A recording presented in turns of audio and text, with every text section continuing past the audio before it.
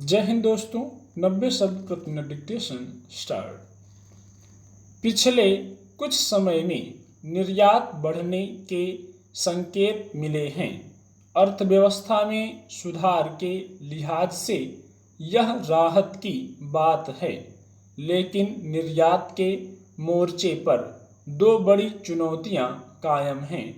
पहली तो यही कि वित्त वर्ष 2021-22 में 400 अरब डॉलर का निर्यात लक्ष्य हासिल करना और दूसरी वैश्विक निर्यात में भारत की हिस्सेदारी बढ़ाना।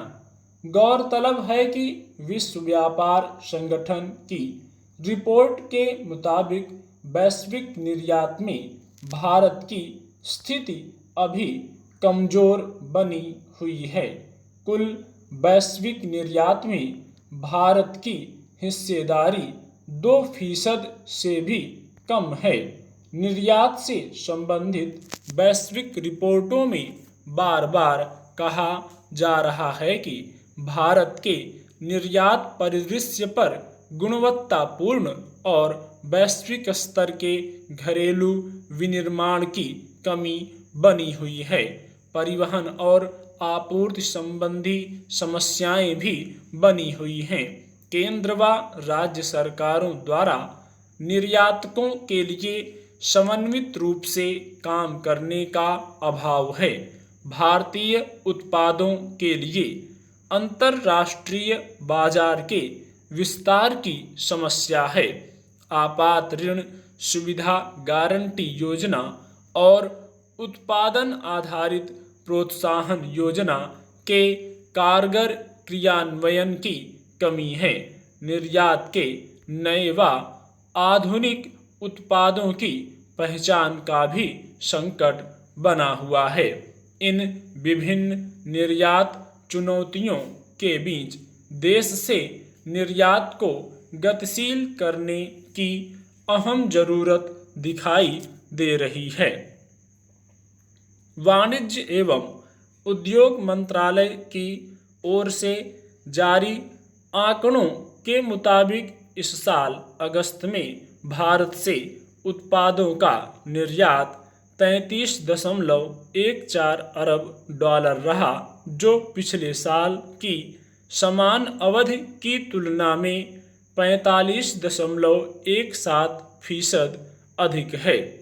चालू वित्त वर्ष में अप्रैल अगस्त के दौरान भारत का निर्यात 163.67 अरब डॉलर रहा, जो एक साल पहले की समान अवधि की तुलना में 66.92% अधिक है और 2019 की समान अवधि की तुलना में 22.93% अधिक है। लगातार 5 महीने से निर्यात में बढ़ोतरी न सिर्फ बेहतर अर्थव्यवस्था का संकेत दे रही है, अपितु यह निर्यात में स्थिरता का भी प्रतीक है। पेट्रोलियम उत्पादों, इंजीनियरिंग सामान, दवा और रत्न व आभूषण क्षेत्र में मांग ज्यादा होने की वजह से निर्यात में बड़ी तेजी आई है। गौरतलब है कि मेक इन इंडिया अभियान को बढ़ावा देने के लिए उत्पादन आधारित प्रोत्साहन योजना से निर्यात में बढ़ोतरी होने लगी है। उदाहरण के लिए एक साल पहले देश 8 अरब डॉलर मूल्य के मोबाइल फोन का आयात करता था। अब 3 अरब डॉलर के मोबाइल फोन का निर्यात कर रहा है।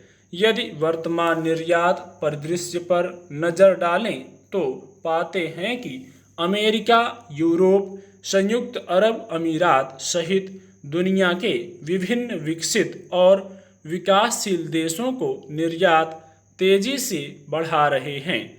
यह भी कोई छोटी बात नहीं है कि कोरोना काल में जब दुनिया के कई खाद्य निर्यातक देश महामारी के व्यवधान के कारण कृषि पदार्थों का निर्यात करने में पिछड़ गए, तब भारत ने इस अवसर का दोहन करके कृषि निर्यात बढ़ा लिया। स्टॉप।